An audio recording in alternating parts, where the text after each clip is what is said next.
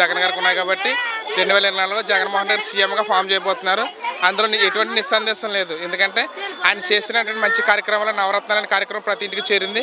Volunteer వ్యవస్థ కానీ, సచివాలయం వ్యవస్థ కానీ, మరి రైతు భరోసా కానీ, వెల్నెస్ కానీ, మరి సచివాలయం కానీ ప్రతిదీ కూడా ఇంటికి వస్తుంది. మనం ఒకటి గుర్తెట్టుకోండి, తెలంగాణలో మరి ప్రజాపాలనని ప్రతి ఒక్క పాంప్లెట్ని నిమ్మని చెప్తుంటే విశాఖ కేంద్రాల దగ్గర చాలామంది బారులు తీరి చాలా ఇబ్బంది పడుతున్నారు. మరి జగన్మోహన్ రెడ్డి గారు మరి ఇక్కడైతే అలా లేదు. ప్రతి ఒక్కరు ఇంటికి వచ్చి నేరుగా మన వాలంటీర్ మనకి ఏ సమస్య ఉంది, పింఛన్ కావాలా, రేషన్ కావాలా, ఆధార్ కావాలా, ప్రతి ఒక్కరు కూడా మన ఇంటికి వచ్చి మనకి ఇవ్వడం జరుగుతుంది. ఇవన్నీ ఆలోచించి మరి రానున్న ఎన్నికలు మరి జగన్మోహన్ రెడ్డి గారు నగ్గబోతున్నారు. ప్రజల ఆశీస్సులు ఉన్నాయి, దేవుని ఆశీస్సులు కూడా మరి జగన్మోహన్ రెడ్డి గారికి ఉన్నాయి. అంటే ఈ పథకాలన్నీ ఓన్లీ వైసీపీ పార్టీ వాళ్ళకి ఇస్తున్నారు అన్నారు కదా. తప్పు తమ్ముడు. ఆయన కులం చూడడం, మతం చూడడం, పార్టీ చూడడం, ప్రాంతం చూడడం ప్రతి ఒక్కరికి మీరు ఒకరికి గుర్తెట్టుకోండి. ఇళ్ల స్థలాలు దేశం మొత్తం మీద 20 లక్షల సుమారు పంచిపెడితే ఒక ఆంధ్రప్రదేశ్ రాష్ట్రంలోనే 30 లక్షల ఇళ్ళు పంచిపెట్టాడు ఆయన. మరి ఇళ్ళన్నీ వైఎస్ఆర్కి ఇచ్చుకుంటే 30 లక్షల ఇల్లు వైఎస్ఆర్కి ఇచ్చారా? మరి టీడీపీ లేరా, జనసేన లేదా, బీజేపీ లేదా, సిపిఎం లేదా, కాంగ్రెస్ లేదా? మరి అందరికీ ఆయన చేస్తున్నప్పుడు మనం కాసే చెట్టుగా రాళ్ళేస్తుంటాం. గుర్తెట్టుకోండి, ప్రతి ఒక్కరు మనం గుర్తెట్టుకోవాలి.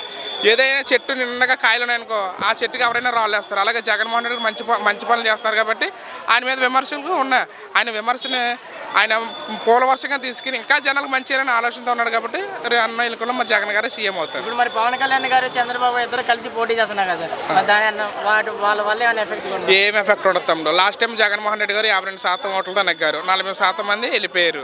మరి అందులో ఉన్న వ్యక్తి వేరేగా పోటీ చేసిన పవన్ కళ్యాణ్ టీడీపీ అయినా ఆ 40% ఉంటుంది, అంతకుమించి ఏమి ఎక్కువ ఉండదు. ఎందుకంటే ఫస్ట్ ఆఫ్ ఆల్ మరి చంద్రబాబు నాయుడు అయినా, లోకేష్ అయినా, పవన్ కళ్యాణ్ ఎవరైనా కానీ జగన్మోహన్ రెడ్డికి సాటి లేని నాయకుడు. జగన్మోహన్ రెడ్డి గారు ద గ్రేట్ లీడర్. ఇప్పుడు మరి లోకేష్ గారు అన్నారు మీ అవినీతి మొత్తం చూస్తున్నారు, రెడ్ బుక్లో మేము రాస్తున్నాం అని అంటున్నారు కదా సార్, వాటి వల్ల ఏమన్నా భయపడే అవకాశాలు ఉంటాయా?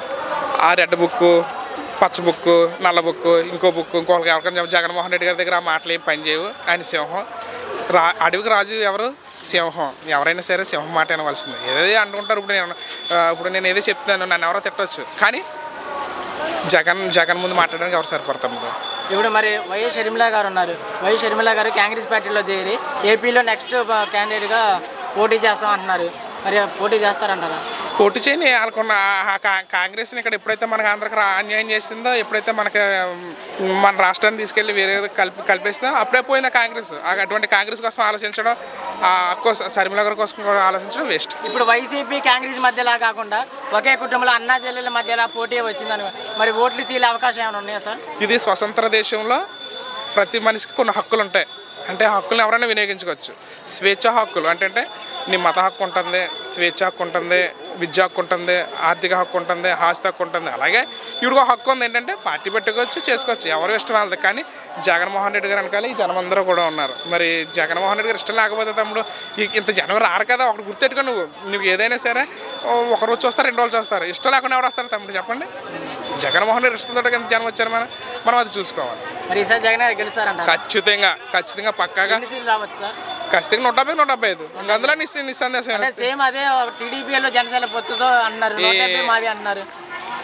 అనుకోని ఇప్పుడు నేనేం చెప్పాను, కొన్ని హక్కులు ఉంటాయి. మేము పకడ్బందీగా చెప్తున్నాం. మేము చేసాం కాబట్టి, మేము ప్రతి ఒక్కరికి లబ్ధి చేకూర్చాం కాబట్టి ఆ నమ్మకం చెప్తున్నాం. మేము 175 నప్పుడేస్తాం, వాళ్ళ ఇష్టం అది చెప్పుకొని, కానీ మేము నెగ్గుతాం అంతే. ఖచ్చితంగా జగన్మోహన్ రెడ్డి గారే ఫామ్ చేయబోతున్నారు. 150 సీట్లు మరి జగన్మోహన్ రెడ్డి గారు రాబోతున్నారు.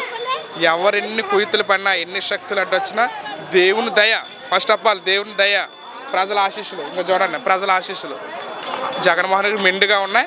ఆయన ఎవరైతే క్యాండిడేట్లు నిలబెడతారో వారు అందరూ నగ్గబోతున్నారు.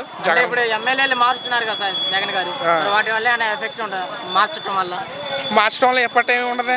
ఇప్పుడు సపోజ్ నేను ఈ ఊరికే తెలుసు, పక్క ఊరికి కూడా తెలియాలని ఆయన ఏం చేస్తానంటే లీడర్లను అందరినీ ఇంకా రాష్ట్రం అంతా ఇంప్లిమెంట్ చేస్తున్నాడు. ఆయన ఏంటంటే నా ప్రతిభ అనేది ఈ ఊరికి తెలియకూడదు, ఈ నియోజకవర్గం తెలియదు. ప్రతి నియోజకవర్గంలో కూడా మంచి లీడర్ వస్తున్నాడు, మంచి వాళ్ళు చేస్తున్నారనే ఉద్దేశంతో ఆయన మారుస్తున్నాడు. అది తప్పేం కదే మార్చడం వల్ల. ఇప్పుడు చంద్రబాబు గారిది చంద్రగిరి, మరి చంద్రగిరిలో మనిషి కుప్పలు ఎందుకు పోటీ చేస్తున్నాడు? ఇప్పుడు గుర్తు లోకేష్ గారిది ఎక్కడ? మరి ఆ నాన్నగారు కుప్పలం చేసిన కుప్పలం చేయాలి. మరి మంగళగిరిలో ఎందుకు చేస్తున్నాడు? మరి పవన్ కళ్యాణ్ గారిది ఎవరు? నేడదో. మరి అక్కడ మానేసి మరి గాజువాక ఇక్కడ ఎందుకు చేస్తున్నారు? మనం అది గుర్తెట్టుకోండి.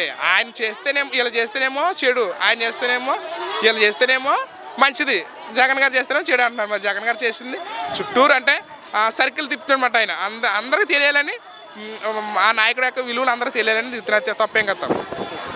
Thank you. అయితే ఈసారి జగన్ గారు గెలిచారు. ఖచ్చితంగా జగన్మోహన్ గారు రానున్న సార్వత్రిక 2024 ఎన్నికల్లో మార్చి ఏప్రిల్లో అన్ని నెగ్గుతారు. జగన్ గారు నెగ్గుతారు.